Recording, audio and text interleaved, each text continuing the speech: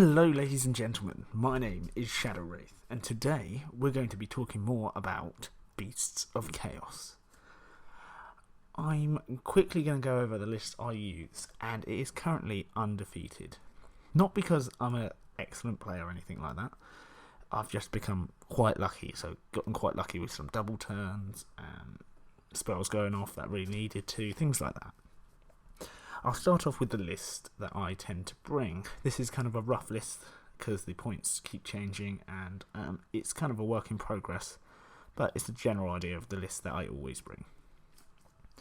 First of all, the Great Fray I go with is the Gave Spawn, and the reason I go for the Gave Spawn is because I like the fact that I can get an extra attack for the command point if one of my units are close enough to a spawn, chaos spawn, and the relic axe you get, which basically gives you +2 to the damage, but on a roll of a 1 to hit, you take a mortal wound. That's fine, I can take that because I re-roll ones because of my next thing. But before I go on to that, I always put this axe on my Doom Ball because then his axe is damage 5 with 3 attacks, 4 attacks if you give him the +1 to hit, +1 attack.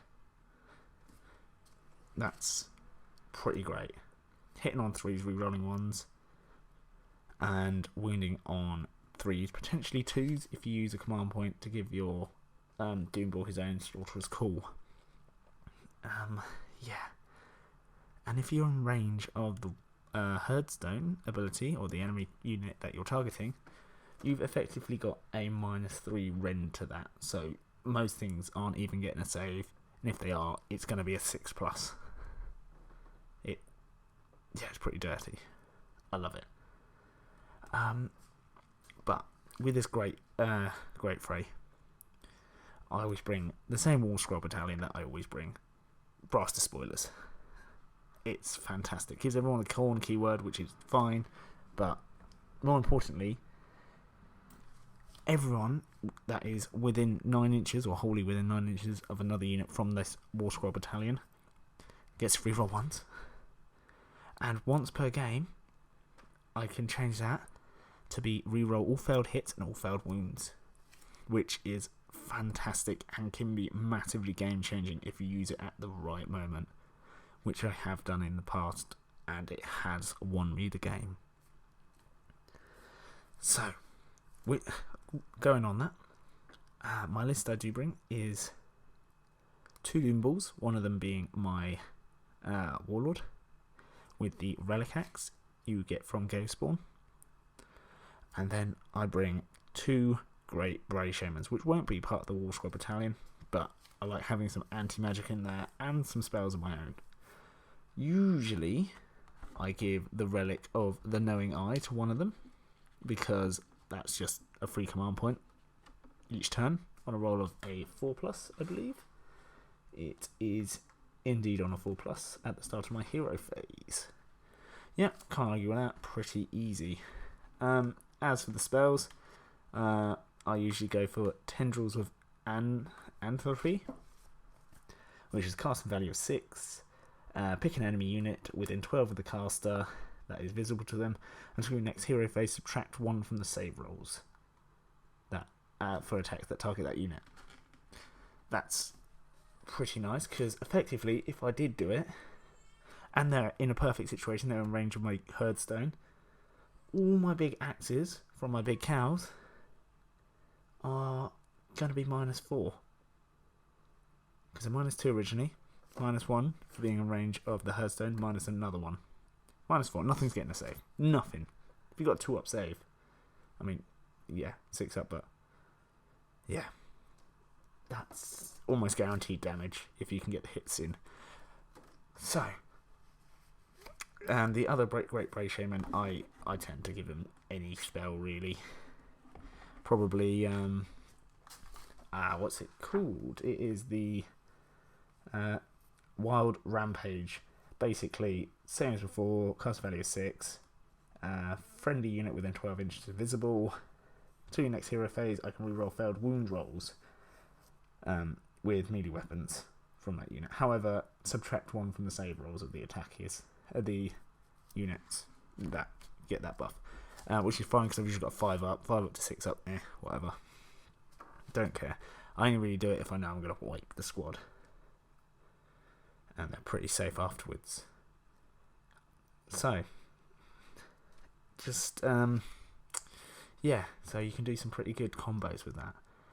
So, after the 2 Great Bray Humans, I've got a squad of 6 Bulgurs, 2 squads of 3 Bulgurs, a Sigmar, a Gorgon, and 2 Chaos Spawn. And then and then if I feel like it, sometimes I don't really like endless spells, but sometimes I do bring the Doomblast Dirgehorn. I believe that's how you pronounce it. If it's not, then I apologise. That's how I pronounce it.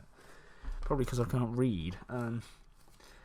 So yeah, that just basically gives them a -1 to their hit rolls, and it increases from 3 inches to 6 inches. Kind of like the Hearthstone's ability. Each turn it increases the range of it. It's just a nice little debuff. But I don't really like endless spells. I don't think they're worth it sometimes. Yeah. So basically what I try and tend to do is when I'm in an advantageous position, I pop my once per game ability. I've managed to get my spells off that I wanted, so the enemy's got -1 to their save. Quite a lot of people in range of the Hearthstone, which means I know that I'm almost guaranteed to get my damage through. Especially with my Doom Ball. He's hitting on 3s already, so hitting on 3s re-rolling, pretty good chance to get them all through. If I use a command point, because I'm part of Gave Spawn, to give him +1 attack, he's got 4 attacks, 3s re-rolling, and then 2s re-rolling if I use my Slaughterer's Call ability on himself. -4 rend, basically, with the spell and the Hearthstone combo, 5 damage a swing. That's almost guaranteed 20 damage. Yeah, it's pretty strong. But the way I get into this position, I've had it in a game before. I was playing Ossiarch Bone Reapers, and I managed to cast Devolve on Arkan the Black, which then pulled him to the closest enemy unit for him, so my closest friendly unit, and that pulled him over, because he can fly, over his own wall of skeletons that were protecting him. Mortek Guard, I believe they're called, which then put him in charge range. So I managed to slam straight into him with my Doom Ball and a squad of 3 guys, Bulgurs. And I got into combat with one of the units on one of the flanks, popped my once per game ability. He was then in range of my Hearthstone. I'd put a debuff spell on him. Yeah, he got one-shotted. And that stops a lot of healing in the army, and a lot of their relentless discipline points coming in.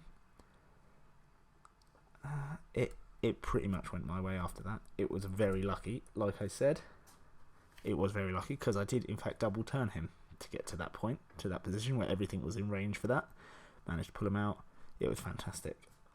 I'm only putting this video out there because I want to know what you guys think of the list. So, 2 Doom Balls, 2 Great Bray Shamans, the Relic Axe, Knowing Eye, 3 Bulgurs, another 3 Bulgurs, a unit of 6 Bulgurs, Sigmar, Gorgon, 2 Spawn, with a Gave Spawn, Great Fray, and the Brass Spoilers. It's just a very punchy list. Very, very punchy list. And then the Sigmar and the Gorgon, they're there to stop magic. So they're quite effective at stopping magic. Because I've got, 1, 2, 3, 4, 5 dispels in my army. Not too bad, in my opinion. And when everything works together, it really does. It really does work. Yeah, well, thank you ever so much for listening. I'd love to hear what you think. And if you could give me a cheeky like, I'd appreciate it. Or even a subscription. fantastic. But either way, I hope you have a lovely day, and thank you ever so much for listening. Goodbye.